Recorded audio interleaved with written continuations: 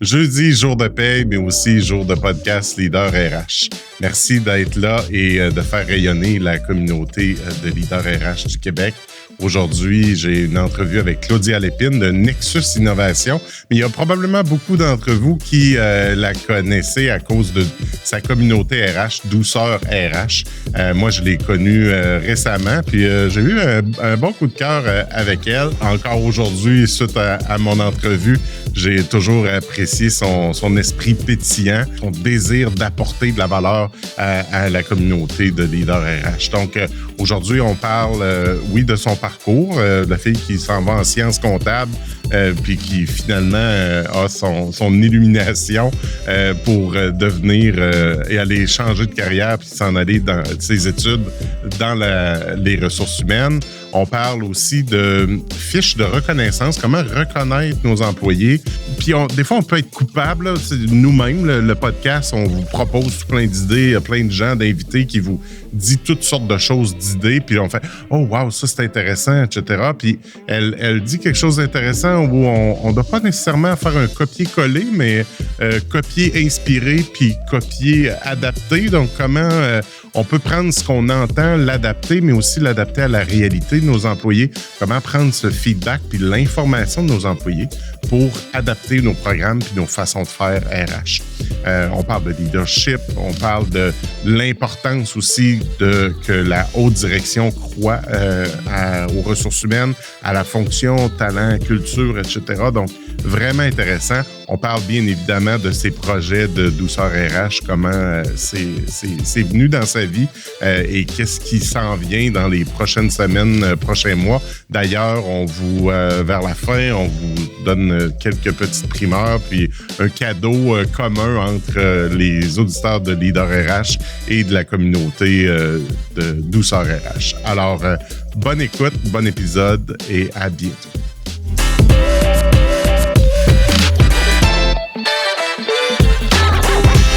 Bonjour Claudia. Salut Michel.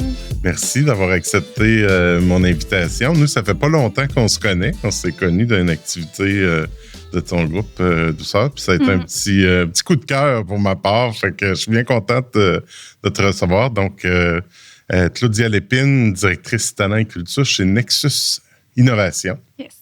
On va en parler un petit peu, mais j'aimerais ça qu'on recule quelques années en arrière. Puis que tu me dises, qu'est-ce qu'une fille... Tu as étudié en comptabilité, je pense, après en RH. Donc, qu'est-ce qui te prédestinait à aller en ressources humaines ou qu'est-ce qui t'intéressait là-dedans? Bien, merci pour l'invitation, d'ailleurs. Tu dis que ça a été un coup de cœur, mais même chose pour moi. Là. Je me dis, j'ai juste envie de t'inviter à mes parties piscine, fait que c'est bon signe. C'est bon. Qu'est-ce qui m'a donné envie d'aller en RH après avoir étudié en comptabilité? Beaucoup de raisons, mais je suis allée en comptabilité vraiment parce que ça avait l'air vraiment prestigieux, la comptabilité. Les gens étaient professionnels. Puis j'avais un comptable dans ma famille aussi. Puis je voyais que ça comme chemin. Mes amis allaient là-dedans et tout. Aucune passion pour les chiffres, aucun talent pour les chiffres. Bien, j'étais bonne en maths, là, mais vraiment pas en finance. Mais tout le monde allait là-dedans. Fait que moi, je me suis créé un petit groupe à l'université. Puis je les suivais. J'ai échoué mes cours, mais j'avais mon groupe. J'étais dans le groupe.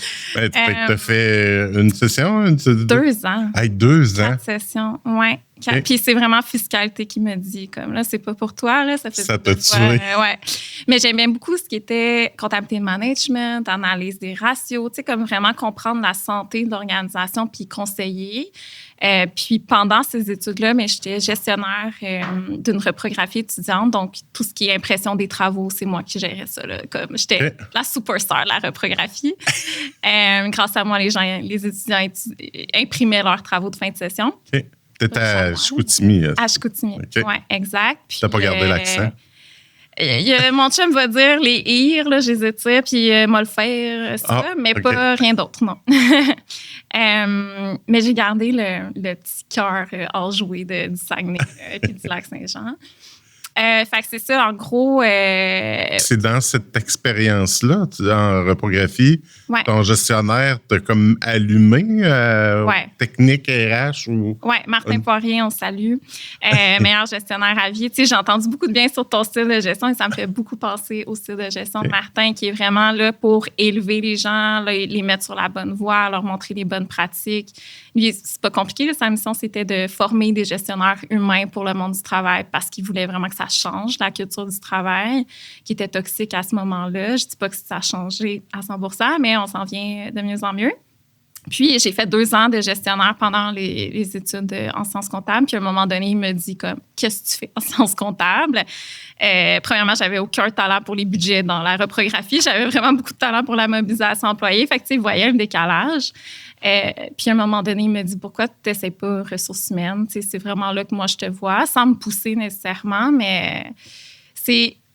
Et à la fois son reflet à lui et mon expérience en tant que gestionnaire qui me faisait triper bien raide. Moi, j'avais hâte d'aller travailler, contrairement à tous mes autres amis qui allaient travailler dans une épicerie ou un dépanneur ou peu importe. C'était un bel job étudiant là, que tu avais là. Oui, puis j'avais la flexibilité, j'étais formée sur le feedback, la reconnaissance, la gestion de performance. Comme... Puis lui, c'était un prof qui était responsable de ça ou c'était un gestionnaire de l'université qui avait le département de reprographie sous sa responsabilité? Un directeur général, puis dans le fond, c'était un OBNL. Il y avait cafétéria, cantine, bar UQAC, où j'ai passé trop de temps, et reprographie. C'est pour ça qu'ils t'ont pas nommé gérante du bar, gérante de reprographie.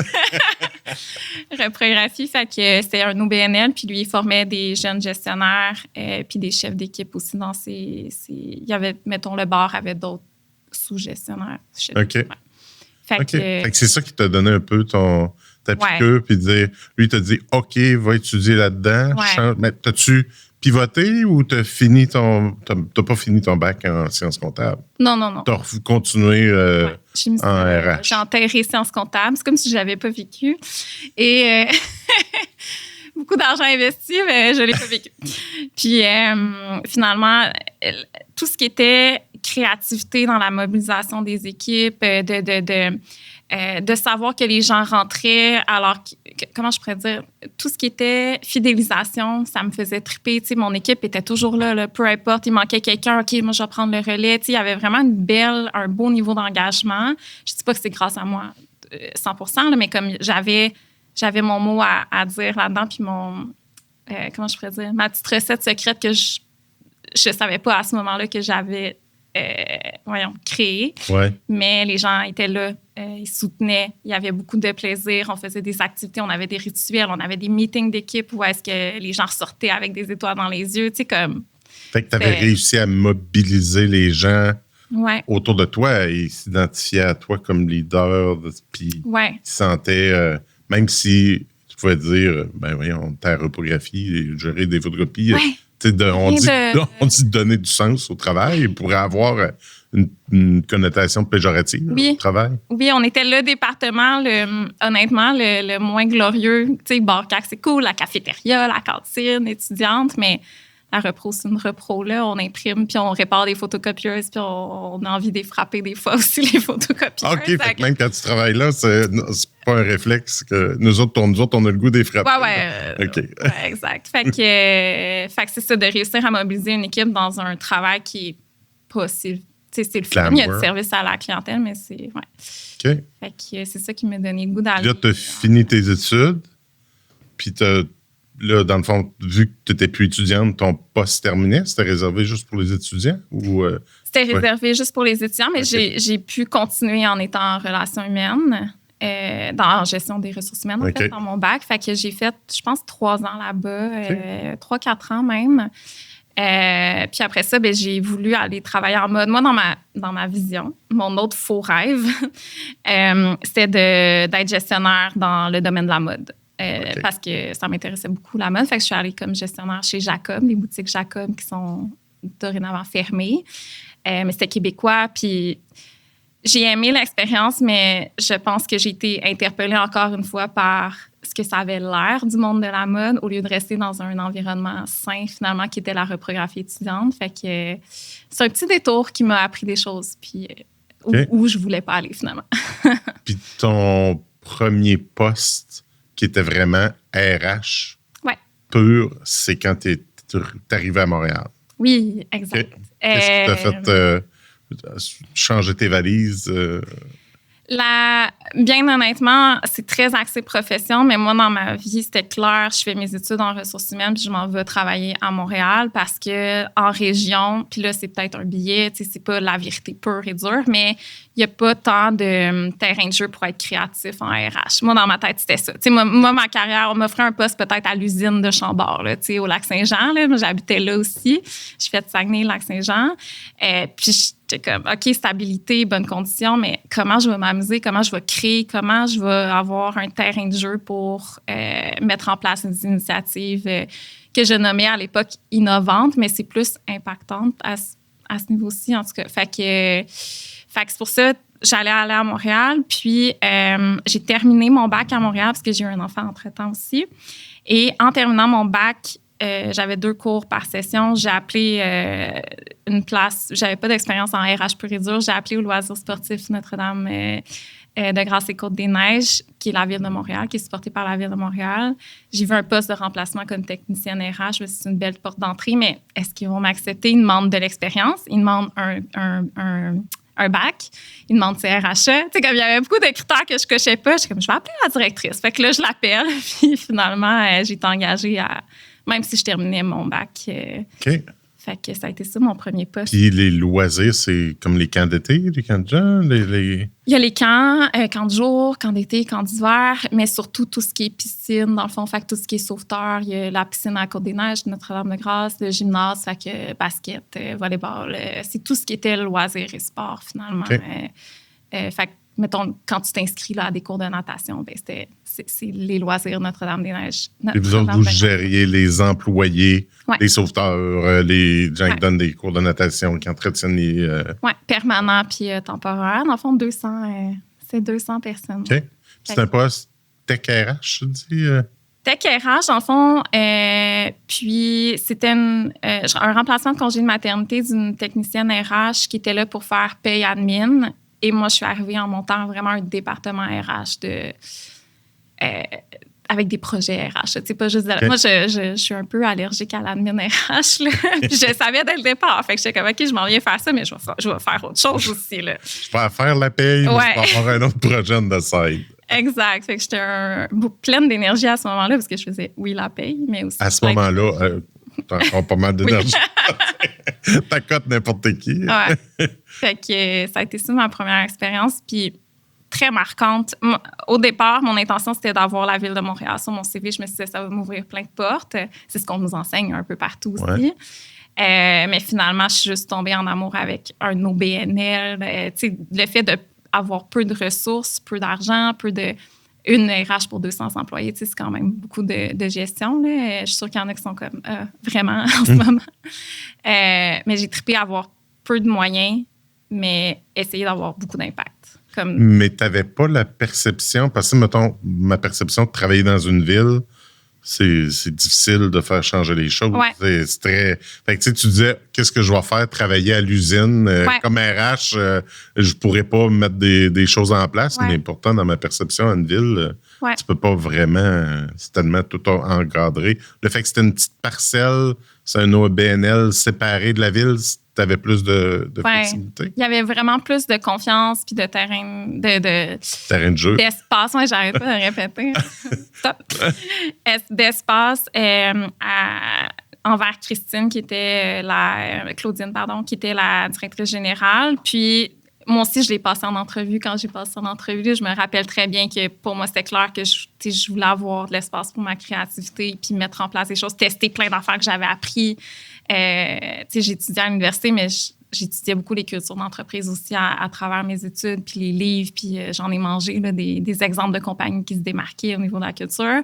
Fait que je m'en venais mettre en place ça dans un organisme à but non lucratif qui vient de la ville. C'était ça ma mission. Fait que... Qu'est-ce que tu as réussi à mettre en place? C'est une bonne question. Rien. Non, c'est pas vrai.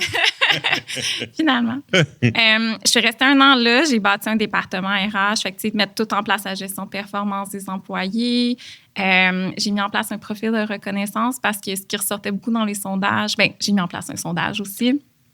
Ce qui ressortait beaucoup, c'était qu'il y avait beaucoup de reconnaissance offerte, là, des UD, des médailles, des trophées, des trucs comme ça, reconnaissance matérielle. Il y avait un bon budget pour ça, l'organisme. Mais les employés ne se sentaient pas reconnus. Fait qu'il y avait comme un décalage entre nous, notre force, c'est reconnaître les employés. Puis moi, j'entends, on n'est pas reconnus. Fait qu'on a travaillé beaucoup ça, puis on s'est rendu compte que... C'est quoi un profil de reconnaissance? Le profil de reconnaissance, c'est un petit questionnaire. À ce moment-là, c'était comme 4-5 questions là, que j'avais montées pour comprendre comment les gens aiment être reconnus individuellement. On donnait ça à leur gestionnaire.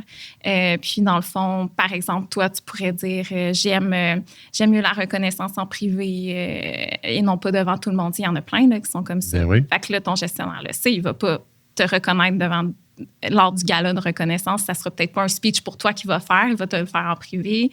Il y avait, chocolat préféré, des choses de base, là, comme très... ta couleur préférée, peut-être ta citation préférée. Je me rappelle plus, c'était très simple. Je l'ai vraiment élaboré chez Nexus, par exemple, mais les gens, ton restaurant préféré. Fait que, tu sais, les gens avaient des cadeaux personnalisés ou de la reconnaissance personnalisée plutôt que d'avoir... Au lieu de dire tout le monde la même affaire, on donne des hoodies. Fait que là, comme patron, on fait comme ils sont pas contents, on a donné des t-shirts ou on a fait un dîner pizza, mais il y en a qui sont. Ça ne lui donne pas de reconnaissance. C'est ça. Fait que ça a été une chose. Puis il y avait beaucoup d'initiatives en termes de reconnaissance. On avait la journée de la reconnaissance. Je me rappelle à cette époque-là, j'étais la sauveuse là, de la reconnaissance parce que j'ai fait des cartes à tout le monde, puis je faisais des smoothies. Là. C'était de base, vraiment. Là. Puis c'était très accessoire, mais pour eux, ça valait quelque chose parce qu'enfin, il y avait comme un caring personnalisé. Les mots étaient personnalisés. Je prends quelques instants pendant l'écoute de ce podcast Leader RH pour remercier Ansia, partenaire d'affaires en recrutement, pour la collaboration à la production de ces épisodes. Ansia, c'est votre partenaire pour vous assurer que tous vos besoins en attraction, en recrutement puis en intégration de main-d'œuvre dans vos organisations soient couverts par des professionnels. Donc, merci Ansia de faire rayonner la communauté de RH et de mettre à l'avant-plan des leaders RH d'ici. T'en as fait des affaires en 1 an? Oui. C'était vraiment le fun. Okay. C'était vraiment le fun. C'est vraiment cool. Oui, la redescription des rôles. Puis là, je comprends que le staff qui sont là l'été, c'est pas les mêmes que l'hiver. Fait que t'as un roulement de personnel aussi. Oui. Pas parce qu'ils démissionnent, parce que c'est pas les mêmes personnes qui entretiennent la piscine, qui sont sauveteurs et vice-versa. Là. Fait que, il y avait une grosse partie qui était saisonnier, mais qui revenait aux autres saisons et qui se trouvait un autre rôle, mettons, parce que piscine, il y en avait intérieur également. C'est pas juste... En fait, c'était que intérieur. Fait que, c'est un des défis, c'est la communication. Puis ça a été un autre projet d'implanter... Je sais pas si tu as connu Workplace by Facebook. Non. Dans le temps, là, c'était comme la chose. Là, maintenant, c'est rendu Yammer ou quelque chose comme ça. Là, mais un peu le Teams aujourd'hui. Mais il y a 10 ans, c'était Workplace by Facebook. Puis, gros événement. Là, comme j'ai impliqué les gens. Fait, je me disais, gestion de changement. On implante un nouvel outil, on veut que ça fonctionne, on va mettre de l'argent, de l'énergie. Fait que, implication des gens. Création de canaux spéciaux. T'sais, aujourd'hui, c'est genre la norme maintenant là, d'avoir un canal, tu le mérites ou reconnaissance. Mais dans le temps, c'était comme, hey, wow, on a un canal de reconnaissance dans notre outil. Puis on a fait une grosse journée de lancement. Puis c'était au travers de Facebook. Oui, mais professionnel. Professionnel, ouais, fait que les gens pouvaient faire des petits statuts, s'écrire, demander des remplacements, comme qui gèrent de manière autonome leur remplacement. Puis... Mais c'est quand même intéressant ce que tu dis. Aujourd'hui, c'est quand même normal d'avoir un canal, tout ça. Mais c'est le fun aussi que ça a cheminé dans le bon sens, puis que maintenant, c'est rendu la norme, ce qui était... Le 10 ans était innovateur, c'est rendu la norme aujourd'hui. Fait que c'est bon pour la profession puis pour les RH, je te dis que ça évolue dans le bon sens. Oui, parce que dans le temps, moi, je suis arrivée là, c'était des mémos là, sur un babillard. Là. Fait comme c'est dur de rejoindre tout le monde. Puis, fait que c'est ça, en gros. Puis après, tu as transféré chez Cartouche Certifié. Oui, j'ai la personne que je remplaçais est revenue congé de maternité. J'avais quand même une opportunité de rester, mais j'ai été approchée par une firme de chasse de tête, de recrutement, pour être responsable du bonheur des employés. C'était vraiment le titre que Mathieu de Cartouche Certifié avait défini pour avoir un bras droit en RH. En fait, c'est son premier rôle RH. C'est quelle grosseur d'organisation à cette époque-là? De mémoire, 50 employés à peu près. C'était manufacturier. Oui, Fait que peut-être comme 20 admin, 30 dans la manufacture. Puis, je ne sais pas si tu connais Zappos aux États-Unis. Les souliers, ça? Oui, avec Tony Ishii. Je ne sais pas comment dire. Je suis désolée. C'était vraiment un pilier dans tout ce qui est culture humaine, créativité, tout ça. Fait que Mathieu suivait beaucoup ses initiatives. Puis je crois qu'il partait de là pour dire comme je veux une responsable du bonheur du travail dans un milieu manufacturier. Je vais prouver que ça se peut dans un milieu comme ça. Fait que c'est sûr, j'ai sauté sur l'occasion. Là. Puis encore une fois, il demandait de l'expérience. Puis j'étais comme, j'ai peut-être pas l'expérience, mais j'ai vraiment le couteau dans les dents. Je veux venir faire cette description de poste-là chez vous. Puis, fait que tu es responsable du bonheur. Est-ce que tu avais quand même les tâches RH traditionnelles? Oui. OK. Mais tu avais un gros volet, c'est l'importance du bonheur au travail. Exact. Ouais. C'est là que j'ai appris à fonctionner beaucoup par projet. Fait que, avoir ma petite routine d'admin, mais aussi fonctionner par projet. Puis jamais, j'avais vraiment... Je pense que ça m'a aidé de ne pas aimer l'admin parce que je me disais, jamais je vais me faire... jamais l'admin va prendre toute la place pour m'enlever la place à mes projets RH. Fait que, tu sais, j'ai toujours mis mes limites. Fait que ça a été très formateur dès le départ. Là. Puis le contexte manufacturier, c'est un premier contexte manufacturier. Est-ce que tu avais quand même la possibilité d'implanter des choses oui. dans ce contexte-là? C'est sûr qu'il a fallu que j'aille à la rencontre des gens. Tu sais, comme ça, comme, OK, qu'est-ce que tu veux dire par bonheur au travail? Là? Nous autres, on est dans des conditions avec de la poussière d'encre parce que c'était des cartouches d'encre recyclées, dans le fond, on recycle, on regarde si sont bonnes, si sont pas bonnes, on les recycle puis on les revend.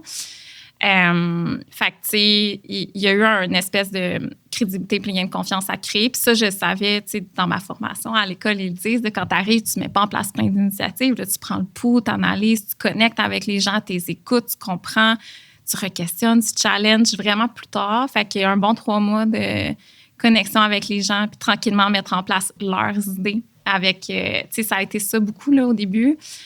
Ta question, c'était quoi?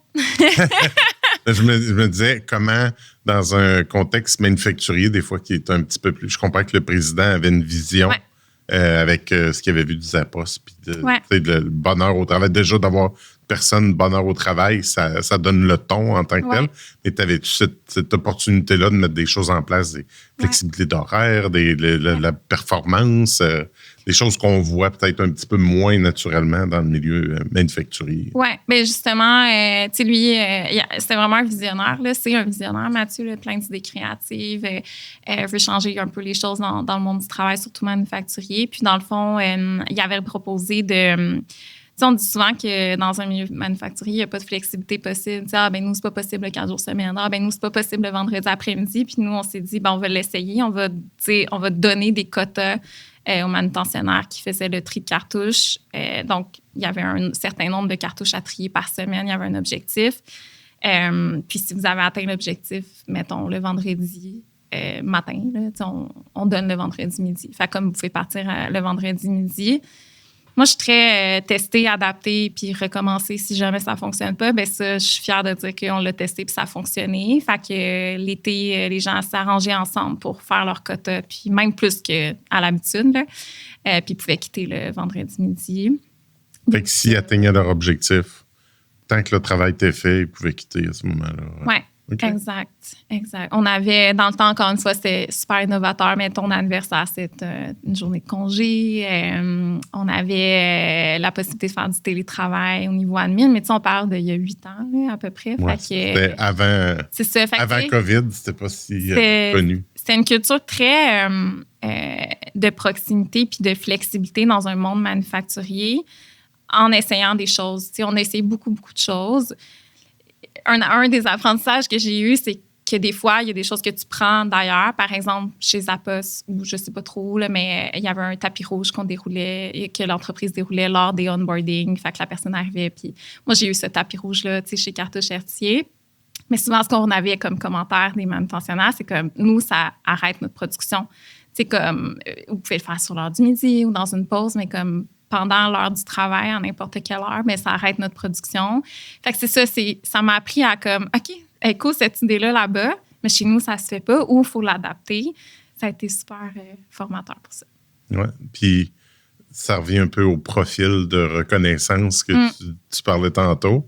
C'est pas tout le monde qui est à l'aise de rentrer sur un tapis rouge, que tous les employés le regardent, etc. Tu dis, c'est le fun, mais peut-être que la personne qu'on accueille dans l'entreprise, ça peut être un problème pour elle de vivre ça comme première journée. Oui, avec du recul, mettons, c'est vraiment plus mon genre aujourd'hui de faire comme quel genre d'accueil tu aimerais? Est-ce que tu aimes être devant les gens, être plus avec ton équipe ou juste avec l'équipe RH, mettons? Tu sais, comme choisis un des trois, puis on adapte selon la personne. OK. Ouais. Puis ton idéal à Montréal, il se fait bien c'est plus innovateur en RH, puis tout ça. T'avais-tu coché cette case-là ou tu cherchais encore? Ouais. Ben, je pense que tout le monde qui écoute peut-être en ce moment, ben pas que tout le monde me connaît, mais tout le monde le sait que j'en parle à tout le monde. Je voulais aller chez GSoft, là, qui est maintenant Workleap à ce jour. GSoft, c'était l'entreprise qui amenait dans le sud là, ses employés à Noël, mais pas que, tu sais, moi, j'étais comme, wow, c'est cute, ça, mais ils ont mis en place une culture de feedback, ils ont mis en place une culture de saine performance, ils ont mis en place la flexibilité, beaucoup de rituels d'équipe pour qu'il y ait une culture de... Bon, dans ce temps-là, ils appelaient ça la famille. Là. Je ne suis pas pour ça aujourd'hui, mais c'était très, très familial, très convivial. Les gens se connaissaient, les gens venaient pour les gens repartaient. Quand ils repartaient, ils s'ennuyaient des gens. Tu sais, comme il y avait vraiment un noyau. Toi, tu avais été en contact avec ça? Tu avais lu ça dans... Oui. Okay. Ben, tu sais, quand je te disais, j'analysais beaucoup les cultures d'entreprise. Okay, c'est là que tu avais vu ça, tu avais dit, je veux travailler là. Oui. Oui, puis je regarde mes cahiers de notes dans le temps, puis c'est comme mes objectifs, c'est vraiment ça, puis comment je vais y arriver. Et je me disais, je vais appeler une personne qui travaille là-bas, Marianne Lemay de chez Colleagues maintenant, était directrice RH, puis c'est toute elle qui a mis en place le département RH, donc plusieurs initiatives super humaines chez GSoft, Workleap maintenant. Fait que je me suis dit, je vais la prendre comme mentor, comme ça va être un premier à l'air cool en plus. Fait que je vais la prendre comme mentor chez Cartouche Chertier. Puis je vais avoir un pied chez GSoft quand je vais être prête à faire le saut. T'sais, moi, c'était clair. Marianne est devenue ma mentor, une de mes bonnes amies. On est super complices à ce jour encore. Puis elle m'a référée à Louis-Philippe Vallée, qui est le directeur de Nexus Innovation, où est-ce que je travaille en ce moment. J'essaie de faire ça clair, là, mais... Et Louis-Philippe Vallée a travaillé longtemps chez GSoft, donc comprend ce que ça fait, la culture d'entreprise saine. Et c'est ça, il est devenu président de... Fait qu'il avait vécu ça, puis là, il partait à son compte, il partait Nexus. Ouais. Puis il voulait remettre la même chose en place. Oui, il a été appelé comme... il a été nommé président pour Nexus Innovation. Puis, c'est ça, il voulait recréer ce genre de culture-là. J'étais comme, c'est encore mieux. Tu sais, je pars quelque chose de nouveau. Là. Ça faisait 1 an que ça existait, Nexus, quand je suis arrivée. Fait que... Ça fait quoi, Nexus? Nexus Innovation, ça fait tellement des belles choses. Je suis vraiment... c'est ma compagnie âme sœur, vraiment. On fait du développement logiciel sur mesure avec les technologies Microsoft, mais on a aussi un département qui est solutions d'affaires. Fait que c'est nous là, qui créons des super intranets modernes parce que ça existe, là, des beaux intranets. Là. On a fait plusieurs. Qui fonctionnent bien. Qui fonctionnent bien, puis que les gens ils vont dessus puis qui ont du fun à aller dessus. Ça, c'est nous. On fait CRM, ERP avec toutes les technologies Microsoft, donc Business Central et tout ça. Okay. Je n'irai pas trop dans le détail, là, mais c'est ce qu'on fait. Fait que vous implantez ça dans des entreprises configurées. Fait que c'est des programmeurs, des gens en analyse d'affaires, gestion de projet. Vous êtes combien au total? On est 62. 62, puis combien d'RH? On est 3 RH. 3 RH. C'est réparti comment? Toi... une spécialiste en acquisition de talent, donc tout ce qui est recrutement. On a vraiment quelqu'un de temps plein sur le recrutement parce que, tu sais, là, c'est tellement payant de recruter la bonne personne dans le bon siège avec le fit culture d'entreprise. Fait qu'on a elle, on a une coordo RH qui est dans la culture d'enfant qui est Marianne, qui est... je l'appelle ma mini-fée fort couteau suisse, là, comme elle fait tout. Là. Vraiment, c'est une pro. Elle aime l'admin RH. OK. C'est ma complice. Celle qui t'enlève exact. le côté. Et bien, en plus, elle le fait bien. Fait que, puis il y a moi qui est directrice. Fait que tout ce qui est piloter des projets RH par objectifs stratégiques, trimestriels, annuels, tout ce qui est culture d'entreprise, la prévention santé mentale, tout ce qui me fait triper finalement. Okay. Conseil de gestion aussi. Fait que là, ça part de ton désir de vouloir travailler chez GSoft. Il y a quelqu'un de GSoft le connu qui s'en va là. Ouais. Tu rentres là, puis là, il y a une vision. Donc, il y a un fit, si on peut dire, entre ta vision, ce que tu veux mettre en place, puis la vision de Louis-Philippe. Louis-Philippe. Ouais. Comment ça connecte? On parle souvent, ici, les gens ont parlé de l'importance du fit, puis que les RH aient le souci de la haute direction. Puis tout ça, comment ça s'est connecté, toi, dans ton cas? Écoute, mon entrevue, c'était... Je ne vais pas rendre jaloux d'autres personnes chez Nexus, mais moi, mon entrevue, c'était 4 heures avec le président dans un restaurant manger des huîtres. Puis j'aime vraiment les huîtres, là. Depuis ce temps-là. Puis on jasait, là, mais deux rêveurs ensemble, 2 visionnaires, 2 créatifs. C'était vraiment... j'en parle encore, puis j'ai encore des frissons. Là. C'était vraiment, OK, on sait que ça va connecter longtemps.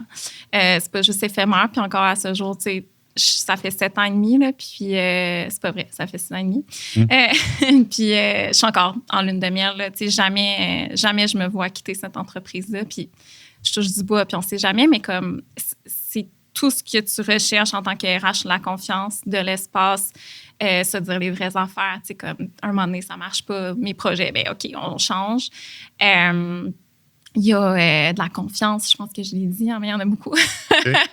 Non, mais il y a le pourquoi est profond. Moi, c'était ça qui est important parce qu'il y en a plein là, des présidents d'entreprise qui disent « Moi, je veux une culture humaine. » OK, mais pourquoi tu veux une culture humaine? Est-ce que c'est parce que c'est le buzz en ce moment sur les réseaux sociaux? À quelle conférence t'es allé? C'est ça, exact. Fait que le pourquoi est super important. Puis déjà, de savoir que lui, il avait vécu ce que ça faisait d'avoir une culture humaine, ça m'a rassurée. Puis de comprendre son pourquoi qui est comme, ça va juste être gagnant pour tout le monde, pour les gens. De savoir que ce président-là considère le temps des gens précieux, j'étais comme, OK, c'est jackpot, là, parce que c'est vrai que c'est notre ressource la plus précieuse, le temps. Fait qu'on a beaucoup, beaucoup de flexibilité. Je pourrais en parler longtemps. Puis comment cette culture, tu sais, tu parlais de prendre le feedback des employés, d'écouter les employés pour designer tes programmes. Ouais. Tout ça. Tu parlais de gym, je pense, là. Ouais. Gym au bureau, tout ça. Puis je trouvais l'exemple intéressant. Ouais, c'est vrai qu'on s'est jasé de ça. J'arrive chez Nexus Innovation, j'allais dire l'année, mais je suis pas bonne des années, fait que je vais dire en 1980. En 2000, il y a 7 ans, il y a 6 ans et demi. Puis, ce qui est annoncé au Party des Fêtes, ils m'ont même invité avant que je commence le jour 1 à leur Party des Fêtes. Fait que ce qui est annoncé, c'est qu'il va y avoir 2 heures de sport allouées par semaine, rémunérées 40. Nous, on fait du 40 heures semaine. Donc, tu es payé 40 heures si tu fais 2 heures d'activité physique dans ta semaine. Donc, tout ça partait du redesign des bureaux. On voulait rénover les bureaux et tout ça. Puis, l'équipe qui travaillait sur ce projet-là voulait mettre un gym parce que tout le monde avait un gym, ou en tout cas, les entreprises cool avaient un gym dans leur bureau, un peu comme table de ping-pong, table de baby-foot, machine à slotch aussi, dans le temps. Puis, ce qui est arrivé, c'est que les employés disaient, moi, je m'entraîne même pas au gym, moi, j'aime plus courir, moi, j'en profiterai pas du gym, il n'y a même pas de douche, les douches étaient comme plus bas dans le bâtiment. Fait que, au lieu de s'obstiner à faire comme, maintenant, on tient à notre idée, on sait que c'est cool, ailleurs, ils l'ont, le président puis l'équipe de direction à ce moment-là s'est dit, pourquoi on ne libérerait pas du temps aux gens? Fait que 2 heures par semaine, les gens peuvent faire OK, le jeudi soir, du ski le samedi, aller courir à 5 heures le matin parce que c'est ça leur horaire. Mais tu la mets dans ta feuille de temps. Exact. Puis tu es payé pour le faire. Puis on ne demande pas... Tu sais, ça va au-delà de comme un petit avantage. Quand je te dis qu'on fait confiance, on ne demande pas de preuves. On demande juste de l'écrire ce que tu fais, puis nous, ça nous donne... Tu déposes ton Strava dans ta feuille de temps. Genre. Puis ce que ça a créé au-delà de... Puis nous, on est très fans de tester, comme encore une fois, tester puis voir si ça fonctionne. Puis on a été surpris de voir que ça crée des groupes. Des fois, il y en a qui partent en escalade ensemble. Des fois, on est au bureau puis on s'organise une petite partie spikeball. Bon, pas souvent, là, c'est arrivé, ça, c'est mon rêve. Là, mais baseball aussi, j'aimerais bien ça. Mais comme là, mardi prochain, il y a un tournoi de golf. Ben, c'est les 2 heures de sport. Il y a à peu près 15 personnes qui vont jouer au golf mardi après-midi. Tu sais, fait que c'est ça. La flexibilité va jusque-là. Puis, elle va surtout s'imbriquer dans des avantages qui ne sont pas... Fait qu'un gym, pour moi, c'est pas flexible. Tu sais, c'est comme, tu dois t'entraîner, faire des machines. Puis, c'est ça, du one size fits all. Tandis que là, vous permettez à chacun de faire l'activité qu'il aime. Puis ça découle d'une activité d'écoute, de prise de feedback. On adapte nos processus plutôt que de dire on part avec une autre idée et on fait un gym pour tout le monde.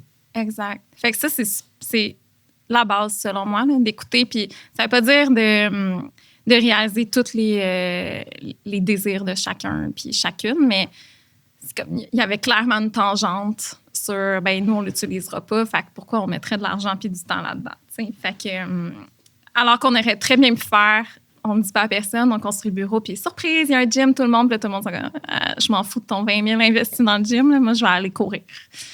Il y a combien de personnes qui utilisent cet avantage-là? Est-ce que tout le monde utilise le 2 heures? Honnêtement, oui.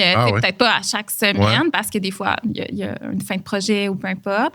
On offre aussi 4 jours semaine, mais ça à rémunération réduite. Là, comme c'est flexible à ce sens-là. Tu peux ne pas travailler, par exemple, le vendredi si tu décides que c'est le vendredi, mais tu as quand même une coupure de salaire.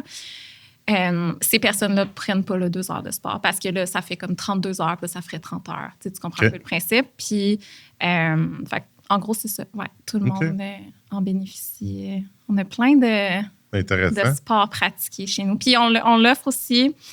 Autre chose, quand on a implanté ça, les gens, c'était comme, OK, mais moi, j'en fais pas parce que j'ai une condition particulière. Bien, au lieu de se dire, bon, on l'a implanté, c'est ça, puis c'est tout, tu sais, tant pis si tu peux pas en profiter. On a dit, OK, pourquoi pas rajouter bénévolat? En fait, ce qu'on veut, c'est que ça génère certaines hormones là, du bonheur. Là. Fait que le bénévolat, apparemment, que c'est la même chose que le sport. Pratiquement, Ah oui? là, il y a de l'endorphine qui est sécrétée, l'ocytocine. Fait que tu peux faire soit 2 heures de sport, 2 heures de bénévolat ou un mix des deux. OK. Et voilà. Bénévolat est moins utilisé. On aimerait le leverager un petit peu. OK.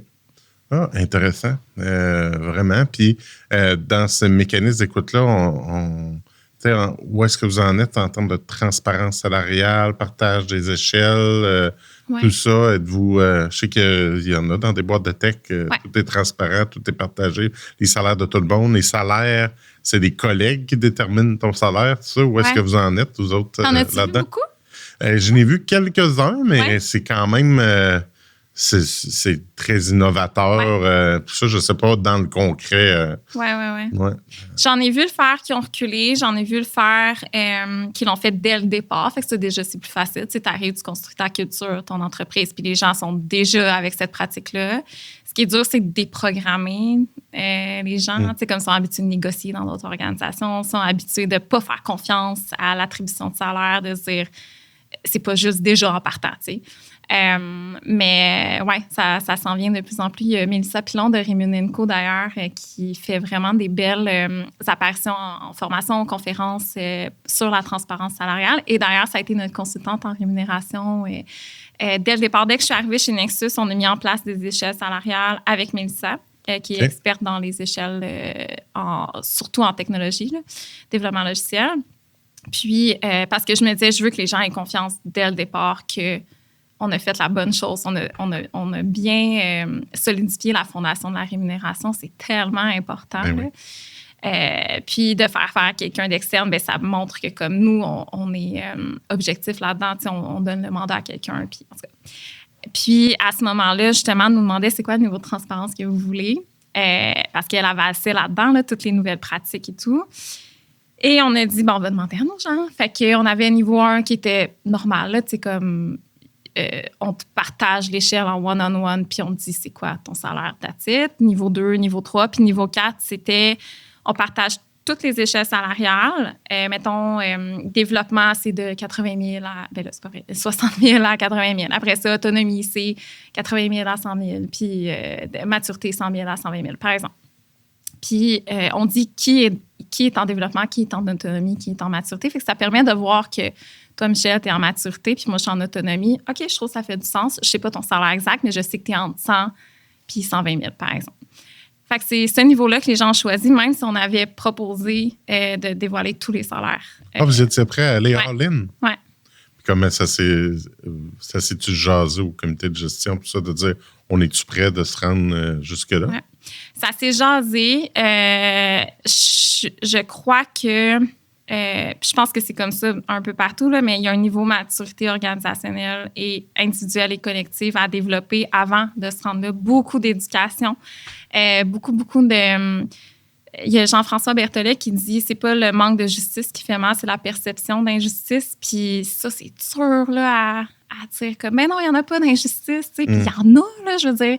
Il y a des gens qui ont été engagés dès jour 1, par exemple. Dans certaines entreprises, c'est ça, tu es engagé dès jour 1. Bien, c'est sûr que tu as peut-être un salaire plus élevé ou quelqu'un qui a été mal positionné à son arrivée. Mais nous, on ne fait pas on fait pas de rétrogradation de salaire. Fait qu'on diminue pas les salaires. Fait que c'est une règle qu'on a bien écrite. Fait que si tu as été trop positionné haut, ben on va faire un petit gel. Ça va prendre plus de temps.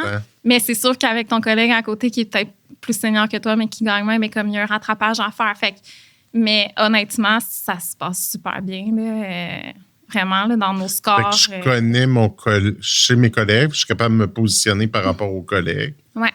Puis les critères pour dire je suis en maturité, je suis en développement, est-ce qu'ils sont connus?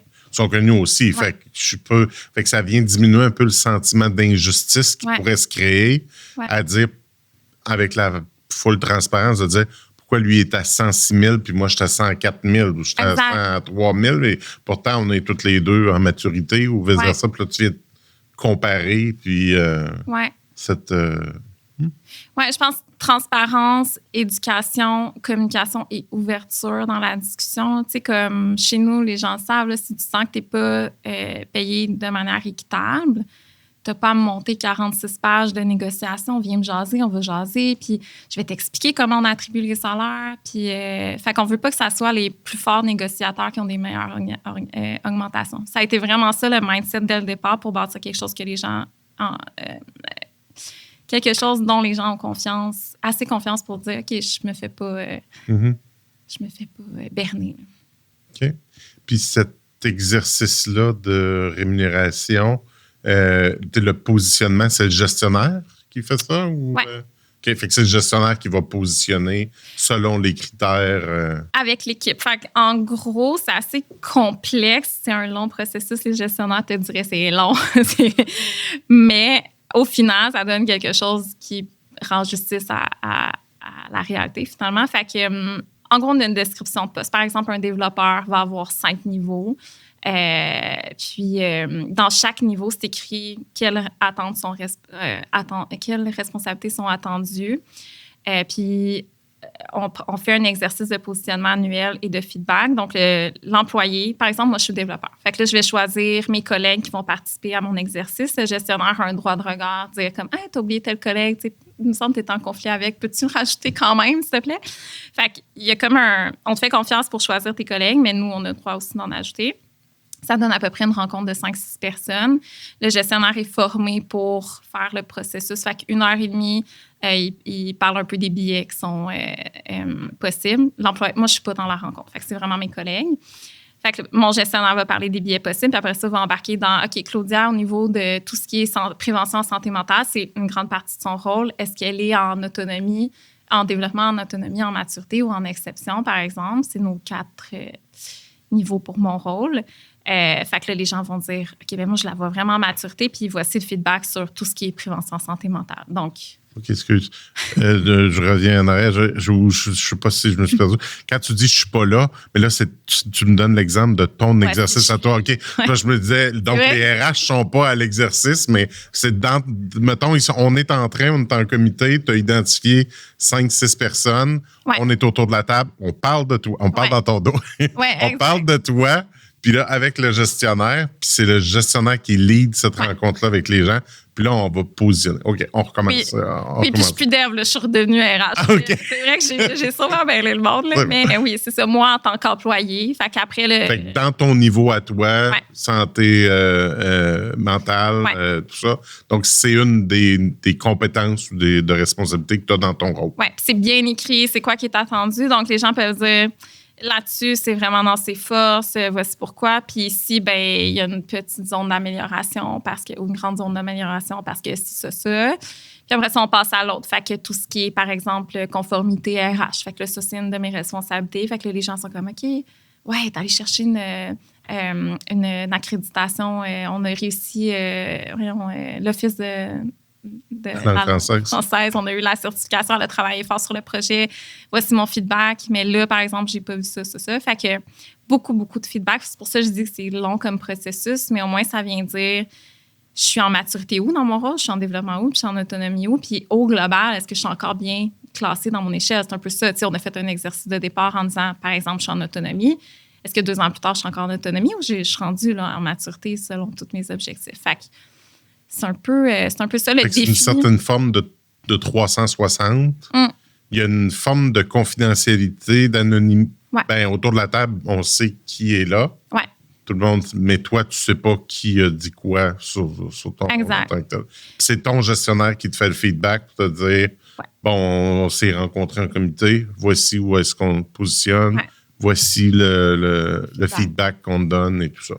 Exact. Puis si jamais le gestionnaire trouve un feedback pas clair ou trouve qu'il y aurait pertinence à ce que les 2 personnes se rencontrent, il va lui demander en rencontre, est-ce que tu me permets de donner ton nom à la personne pour qu'elle vienne demander plus de détails. Fait que ça, parce qu'il n'y a rien de pire que du feedback flou. Là. C'est comme... Puis qu'est-ce qui est plus flou qu'un feedback? Fait que c'est ça, exact. Fait que... Il y a ça qui est possible aussi. On n'est pas rendu au point de mettre la personne dans la rencontre encore. Encore une fois, niveau maturité organisationnelle, individuelle, tout ce qui est formation, culture de feedback, ça prend des années, je pense, à développer. Puis là, ça fait combien de temps que vous avez mis ça en place? Ça fait 5 ans. OK, fait que c'est quand même un processus que... Puis comment les gens qui arrivent de l'externe qui n'ont pas vécu ça ou qui ont vécu le mécanisme de négociation, tout ça. Comment ça réagit? Vraiment bien, honnêtement. Les gens sont comme, OK, c'est complet, j'ai confiance. On voit que c'est fait pour les bonnes raisons. C'est pas fait pour essayer d'aller chercher des scènes par-ci, par-là à lowballer les gens, finalement. Fait qu'ils voient l'intérêt pas l'intérêt, mais l'intention de vraiment donner du feedback. 2 défis qu'on a, c'est... j'en ai un en tête, je ne sais pas pourquoi j'ai dit 2. Mais un défi qu'on a, c'est... je ne me rappelle plus.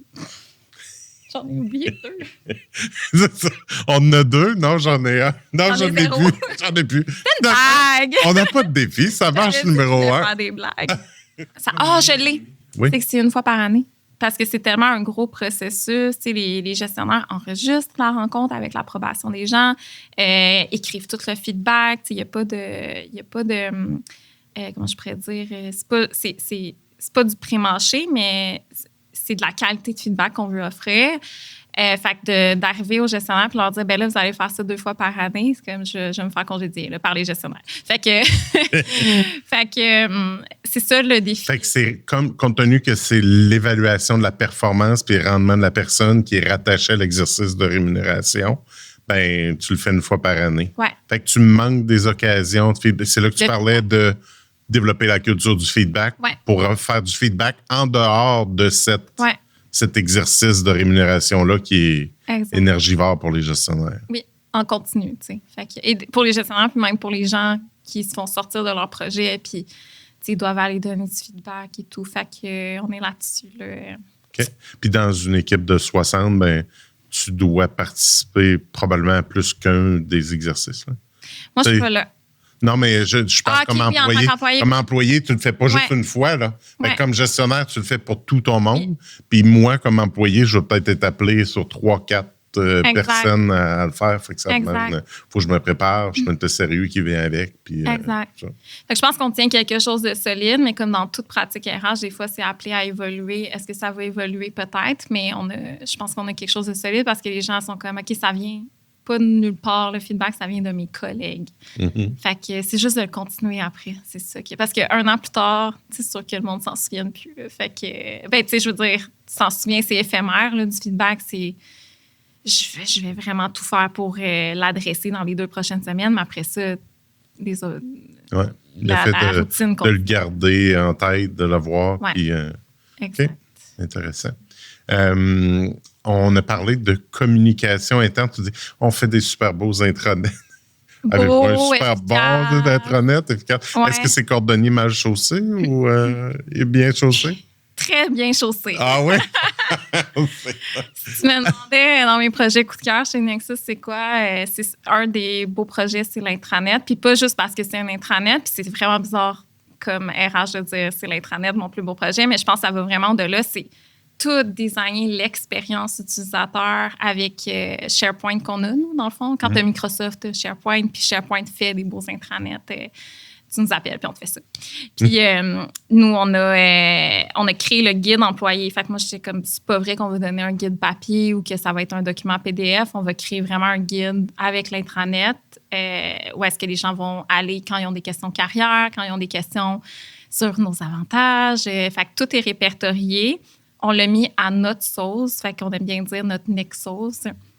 Et il s'appelle même le petit Nexus, notre intranet. Et c'est juste, il faudrait que je te le montre, là, mais c'est fluide, c'est une expérience. On met, par exemple, oui, les nouvelles là, classiques, là, comme les nouvelles sont affichées, mais il y a aussi des petites capsules. Savais-tu que, par exemple, je vais rentrer là-dedans pour expliquer un peu, parce que c'est un rituel hebdomadaire qu'on avait avant pour informer les gens de quelque chose qui ne se souviennent plus. Hein? Il y a beaucoup de choses oubliées dans les entreprises ou partager un message important. Fait que, par exemple, les fameux T4, où est-ce qu'on les trouve? Ben, savais-tu que les T4 se retrouvent sur Employeur D, dans telle section?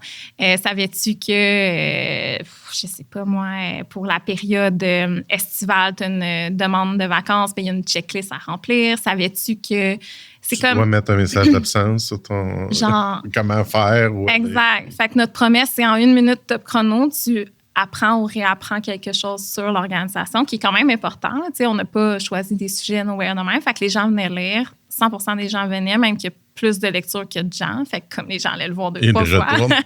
Ça aussi, c'est cool si on voit la stat. Mais j'aime l'initiative parce que on peut le faire dans un courrier, on peut le faire dans un canal Slack, Team, whatever. Là, vous le faites dans l'intranet, mais c'est une belle façon de communiquer puis de ramener les éléments clés de la promesse ou du livrable RH. Oui. Fait qu'au lieu d'accumuler beaucoup d'insatisfaction puis de dire tant au niveau de l'équipe RH, gestion, que genre, pourquoi je répète ça encore? C'est pas compris, non. Ben, les gestionnaires viennent nous voir, l'équipe RH, tu pourrais-tu mettre ça dans ton savais-tu que? C'est rapidement, on sait que ça va être géré puis les gens vont être au courant d'une information qui est importante, qui est oubliée. Parce qu'on ne peut pas tout retenir, là, impossible. C'est 1 fois par semaine. C'était 1 fois par semaine et on a adapté à 1 fois par mois parce que là, on n'avait plus rien à dire. Tout le monde sait tout. Là. Fait que, tu sais, c'est ça, tant qu'à inventer des sujets. Fait année après année, le monde savent sont où le T4. Nous autres, on répète c'est où sur le bulletin de paye, la case, combien de vacances qui te restent. OK. Je suis pas sûre que ça, c'est compris encore 100%, mais même moi, des fois, je cherche puis je suis en RH. Savais-tu que tu as un savais-tu qui pourrait te répondre, à ça? On n'arrête juste pas d'amener. Ouais, c'est ça. Quand tu regardes une image, un miroir, tu te vois dans le miroir, c'est la profondeur en soi. Sinon, en termes de communication interne, par rapport à la vision de l'organisation, tout ça, comment ça se passe? Faites-vous des town halls, communication, ou ça se passe vraiment par l'intranet? Non, je pense que la clé, c'est vraiment d'avoir... non.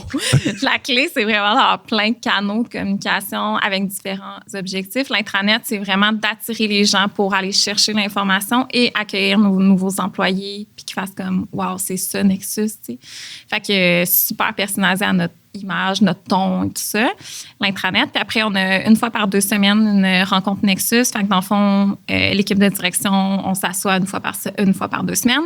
On se dit, OK, la semaine prochaine, on parle de ça. Fait que des changements, des félicitations. Tu sais, comme nous, on track un objectif de 500 recommandations clients sur 5 ans. Bien là, on a déjà, sur 10 ans, on a déjà plein de recommandations. Fait qu'on célèbre ça. Fait qu'il y a beaucoup de célébrations, de mise à jour, de gestion de changement, communication continue parce que, ben, on est une entreprise en tech, agile, flexible, puis très visionnaire, créatif. Fait que, clairement, il y a souvent des changements. Qu'est-ce qu'on fait aussi? On passe des messages. On est presque rendu à la fin. Je prends 10 secondes de votre temps pour remercier encore une fois notre partenaire Ansia pour la réalisation de ce podcast Leader RH, puis de mettre en lumière des leaders d'ici. Puis, tu sais, c'est-tu connecté avec les profils de reconnaissance que tu parlais tantôt, que vous mettez plus... Ça, je t'en ai parlé ou plus élaboré. Non, mais tu ne parles. Tu as dit c'était la première version. J'ai une version beaucoup plus élaborée dans Nexus que ce que tu avais à la ville en tant que tel. Fait que, est-ce qu'il y a le profil de communication aussi ou c'est. Non. OK. Fait que c'est vraiment vous avez des méthodes, des canaux typiques pour les communications. Puis c'est différentes méthodes, mais toute la communication se passe là. Elle n'est pas différenciée par moi, j'aime mieux lire un email, moi, j'aime mieux faire une vidéo ou vice-versa. Non, pas, on n'est pas rendu là encore. OK. Mais non, fait que la rencontre Nexus, justement, on a un segment, tu sais, c'est vraiment une rencontre en présence, bien présentielle et virtuelle, là, hybride, parce qu'on a des gens au bureau, on a des gens à la maison. Puis, il y a un segment reconnaissance. Il y en a 2, en fait. Il y a un genre de... Comment je pourrais l'appeler? La reconnaissance dans la reconnaissance. Là. Okay. On a, à chaque 2 semaines, on pige un nom de personne qui a donné une reconnaissance dans notre outil interne qui est Workleap Office Vibe. Il y a des good vibes là-dedans. Donc, tu peux envoyer des cartes de reconnaissance. C'est super actif chez nous. Fait qu'on pige quelqu'un là-dedans qui en a reçu ou qui en a donné. Et dans notre canal, dans Teams, tu le mérites. Fait qu'un autre exemple de plusieurs canaux pour arriver à un objectif. Puis, on pige... dans le fond, par exemple, Marianne s'est faite reconnaître parce qu'elle a été super présente dans un événement. C'était un événement super cool. Puis, elle aime les cafés glacés, Marianne. Fait que je regarde son profil de reconnaissance puis je vais lui acheter une carte cadeau chez Tim Hortons, genre. Ou dans son café préféré. Fait qu'on fait ça, on a un budget de 60 $ par mois puis on met 30 $ pour un petit cadeau puis on encourage les entreprises québécoises aussi. Fait que... Intéressant. Ouais. Puis... là, tu es toujours chez Nexus. Oui. À vie, comme tu dis. Mais il y a Douceur. Il y a Douceur RH, qui est une communauté. Ouais. Comment ça arrive, ça, dans ta tête, dans ta vie, puis qui se fait en parallèle de ta job, là? Oui. Mais tu sais, quand je te disais... confiance, autonomie. Mon employeur m'encourage énormément dans ce projet-là, même me donne des trucs, me laisse du temps. Fait que là, moi, je suis rendue à 36 heures semaine, donc j'essaie de faire un 4 jours semaine. Comment j'en suis arrivée là? Ben, juste la passion puis la nécessité que je vois d'avoir une communauté autour de moi de RH. Moi, ça m'aide, j'aime aider les autres. Je trouve qu'on est souvent tout seul dans notre rôle de RH. Puis, je l'ai dit dans le podcast, RH Podcast, dans lequel je suis allée, j'ai répété souvent, mais je me considère comme étant dans une entreprise ultra saine. Puis, je suis tellement choyée. Et j'ai quand même mes défis en tant que RH. Tu sais, j'ai besoin de parler à d'autres personnes. Des fois, je me sens dépassée. Des fois, je suis essoufflée. Des fois, j'absorbe beaucoup de détresse humaine. Tu sais, dépendant, je ne dis pas qu'il y a plein de détresse, mais comme il y a en novembre, mettons. Tu sais, en novembre, on a beaucoup de gens qui sont plus tristes, qui viennent nous jaser dans notre bureau RH. Ou, c'est comme cyclique des fois. Fait que j'ai besoin de cette communauté-là. Fait que dans le fond... pour essayer de faire une histoire courte, en 2021, après la pandémie, je pars une retraite RH parce que moi, je cherchais une retraite pour moi, une retraite bien-être. Et il n'y en avait pas. Il y avait juste des retraites plus yoga. Puis j'étais comme, c'est pas du yoga que je veux faire. Je veux juste aller jaser avec du monde, puis être en nature, puis jaser de ma réalité en avec tant que d'autres RH. RH. Ouais. Fait que je me suis dit, je vais en créer une. Je pense que je ne serai pas tout seul dans ce besoin-là. Puis ça faisait longtemps que je connectais beaucoup avec les RH cafés. Dans le temps, on allait prendre des vrais cafés là, dans les cafés. Puis je me disais, j'ai juste envie d'être entourée de ce monde-là. Puis finalement, peu à peu, ça crée une communauté de manière organique. Tu sais, on en a refait, c'était la 7e là, en juillet à la retraite. Fait que, il y a 10 mois, c'est ça, on me demandait souvent est-ce qu'on peut continuer sur Facebook, sur un petit groupe Facebook. J'étais comme, je suis pas sûre, j'aime pas trop être sur les médias sociaux, surtout Facebook, les groupes Facebook. Je voulais pas entretenir un groupe Facebook parce que c'est très dilué dans l'algorithme et tout ça. Bref. Puis finalement, j'ai trouvé une plateforme pour créer une communauté. Puis je me disais, ça sera pas juste un groupe de discussion. Je vais mettre des ateliers, des formations. On va avoir des moments où est-ce qu'on se connecte ensemble. On va avoir des moments en présentiel. On va avoir des outils RH, tu sais, comme plein de mini-projets que je voulais faire depuis longtemps, que j'ai toutes rassemblés dans la communauté. Puis voilà. Une certaine forme de redonner puis de partager. Mais ce que tu avais besoin, toi, c'était de connecter avec les gens, d'avoir ce feedback-là, puis d'échanger avec d'autres RH. Ouais. Mais tu te trouves à donner beaucoup aussi à l'intérieur de ça. Ouais. Alors, tu en retires aussi. Oui, énormément. C'est fou. Là. Des fois, je suis comme, c'est trop, j'en reçois trop. Mais puis je voulais aussi créer quelque chose de différent. Fait que t'es dans la communauté, tu vois peut-être un peu le style différent. Il n'y a pas de... sans dénigrer d'autres communautés, ils ont toutes leurs couleurs. La mienne, je voulais qu'elle soit en simplicité, authenticité, tout super important. Comme il y a sans flafla, je ne sais pas comment l'exprimer, là, mais c'est très. Ça prend la forme pour les gens qui connaissent pas. Ça prend la forme d'un membership avec une application. Il y a des outils, il y a des retraites, tu as un festival. Cet automne aussi. Donc, c'est des activités de formation, mais il y a une partie en ligne aussi. Oui, il y a minimum un atelier par mois en ligne. Puis, tu sais, on va vraiment chercher des experts invités, pas en mode webinaire gratuit, mais vraiment, viens nous donner une partie de ta formation, une partie de ta conférence. Puis, les gens embarquent. Tu sais, j'ai Jean-François Berthollet qui s'en vient, le scoop.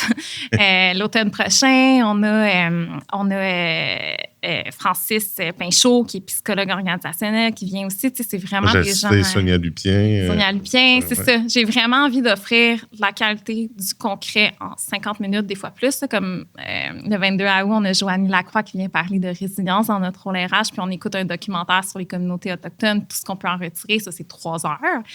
Mais c'est ça. J'essaie de varier les sujets, mais c'est beaucoup, beaucoup axé sur soft skills, autant pour nous, les RH, qu'en entreprise. Tout ce qui est santé mentale au travail. On a des cercles de soutien aussi. Et on parle du syndrome de l'imposteur, hypersensibilité dans le rôle de RH, comment gérer une crise, comment nous revenir d'une crise. Fait que c'est de prendre soin de la RH, mais outiller aussi la RH à prendre soin des autres. Aussi, c'est vraiment axé là-dessus. Fait que... ça ressemble à ça. Puis le festival, tu en parles aussi. J'ai ma collègue qui va... Fait que là, tu m'en parles. Je ne donne pas des scoops, ma collègue. C'est vrai.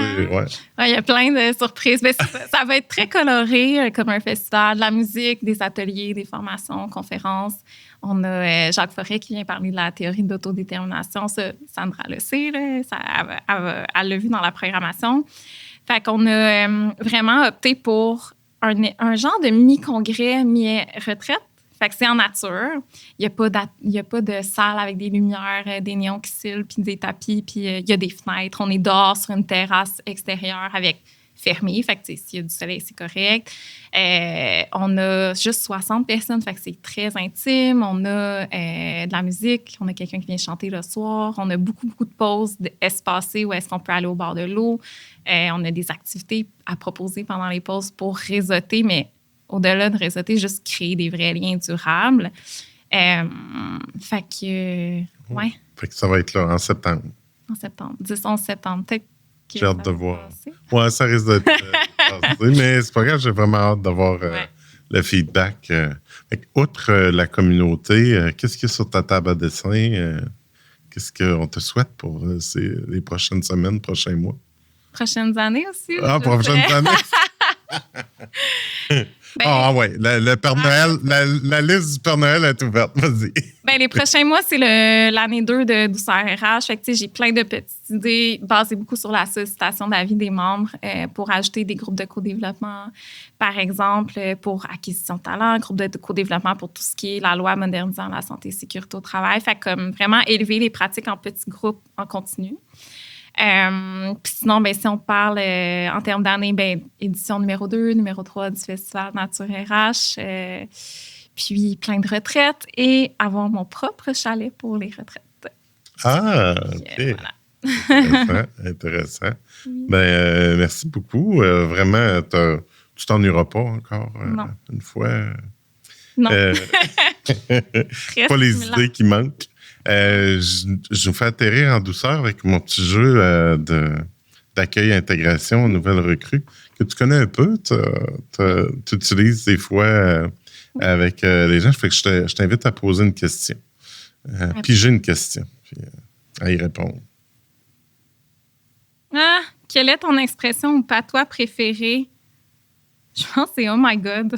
Je ne l'ai peut-être même pas dit. Oh my God, je suis émerveillée de tout. Là. Un nuage qui est beau, un soleil un peu plus orange que d'habitude. Oh my God! Oh my God! Oh, c'est trop beau! C'est trop beau aussi. C'est trop beau. Ouais, fait qu'on a un chat avec une oreille de même au lieu de même. C'est comme tu comprends un peu le concept de juste, je trouve tout beau. Là. Bon, c'est merveilleux, ça. Ouais. Puis l'expérience de podcast a été super intéressante. Oh my God! Oh my God! C'est vraiment intéressant. Ouais, vraiment. D'ailleurs, j'en profite avec ta communauté. Je te donne des jeux que tu pourras remettre donc tes nouvelles personnes qui vont s'abonner. Tu vas réouvrir une cohorte pour s'inscrire dans la communauté? Oui, on va ouvrir 20 places en octobre 2025. Donc là, bientôt. Okay. Parce que ça va être l'année 2. Puis on a toujours un cadeau de onboarding qui est un carnet de journal, un journal personnalisé pour les professionnels RH que j'ai fait. Et le petit jeu. Oui, tu auras des jeux pour pouvoir petit jeu brise-glace à tes nouvelles onboarding dans le jeu. Oui, merci Michel. Merci à toi.